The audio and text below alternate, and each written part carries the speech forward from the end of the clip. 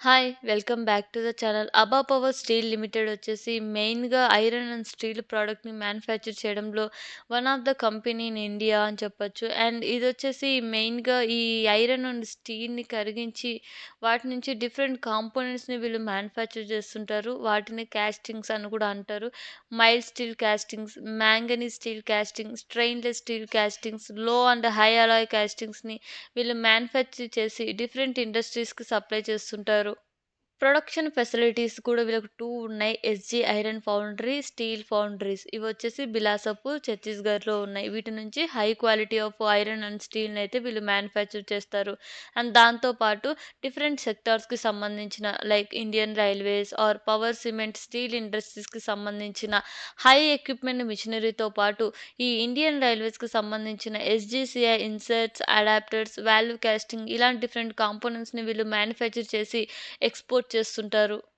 And వీళ్ళ client base గూడా different సెక్టార్స్‌లో ఉన్నారు. Like Indian railways, Vishal Nirmiti private limited, Raghavendra lines private లిమిటెడ్‌తో పాటు డిఫరెంట్ వెరైటీ ఆఫ్ క్లయింట్స్‌తో వీళ్ళు లాంగ్ టర్మ్ రిలేషన్‌షిప్ మెయింటైన్ చేస్తూ, వీటికి కావాల్సిన స్పెసిఫిక్ రిక్వైర్మెంట్స్‌తో కూడా వీళ్ళు డిఫరెంట్ ప్రొడక్ట్‌నయితే మ్యానుఫ్యాక్చర్ చేస్తామని చెప్తున్నారు.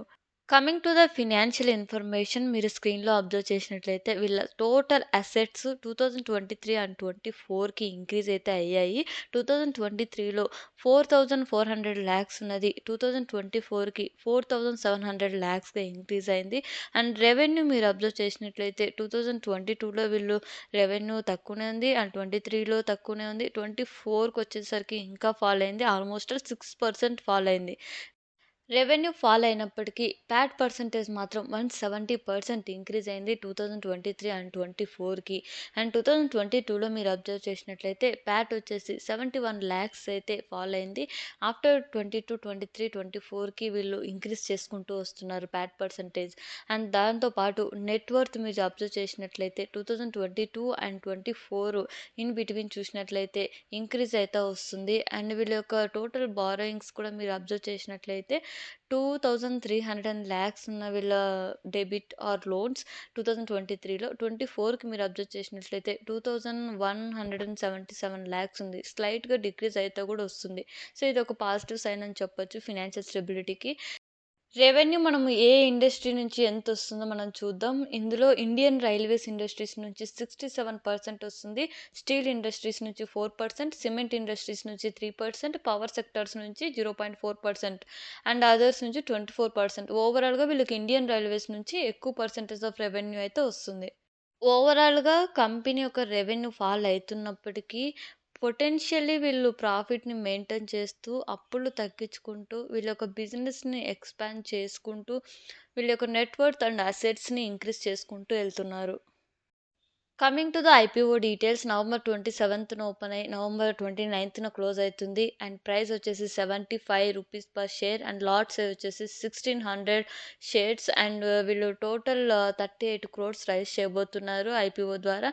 అండ్ దీంట్లో ఫ్రెష్ ఇష్యూ వచ్చేసి 31 crores and offer for sale వచ్చేసి 7 crores and one retail minimum వచ్చేసి 1,20,000 అండ్ మిగతా డీటెయిల్స్ మీరు స్క్రీన్‌లో చూడొచ్చు. కమింగ్ టు పియర్ కంపారిజన్ ఓవరాల్‌గా మనం అబ్జర్వ్ చేసినట్లయితే అబా పవర్ అండ్ స్టీల్ లిమిటెడ్ వాళ్ళు ఆర్ఓఎన్‌డబ్ల్యూ ప్యాట్ మార్జిన్స్ ఎక్కువ పర్సెంటేజ్ మెయింటైన్ చేస్తున్నారు compare to other peers. And Bhagwati autocast limited వాళ్ళు highest EPS and PE ratio maintain అవుతుంది compare to Aba power and steel limited. But revenue and profitability margins చూసుకున్నట్లయితే తక్కువ ఉంది కంపేర్ to Aba power and steel. And nail cast limited మీరు చూసుకున్నట్లయితే only revenue high ఉంది. But EPS, RONW and PAT margins మాత్రం తక్కువున్నాయి compare to other peers. And మీరు ఓవరాల్‌గా మీరు చూసినట్లయితే అబా power and steel limited potentially వీళ్ళు ప్రాఫిటబిలిటీని మెయింటైన్ చేస్తున్నారు. అండ్ మీకు ఒకవేళ సాలిడ్ రిటర్న్స్ కావాలి ఆర్ రెవెన్యూ తక్కువ ఉన్నప్పటికీ వీళ్ళు ఆర్ఓఎన్‌డబ్ల్యూ ప్యాట్ మార్జిన్స్ మాత్రం హైగా మెయింటైన్ చేసుకుంటూ వెళ్తున్నారు. మాకు సాలిడ్ రిటర్న్స్ కావాలి అనే వాళ్ళకి ఈ కంపెనీ బెస్ట్ అని చెప్పొచ్చు. As of my point of view.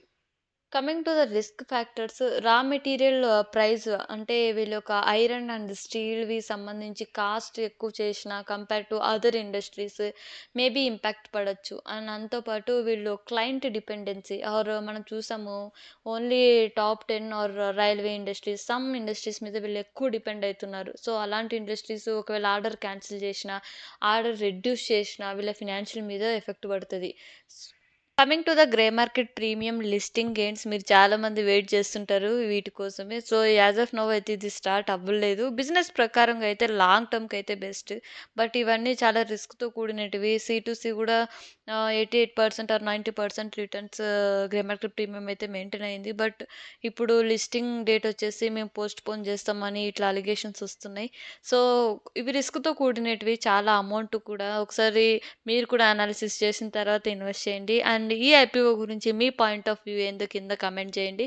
And thank you for watching.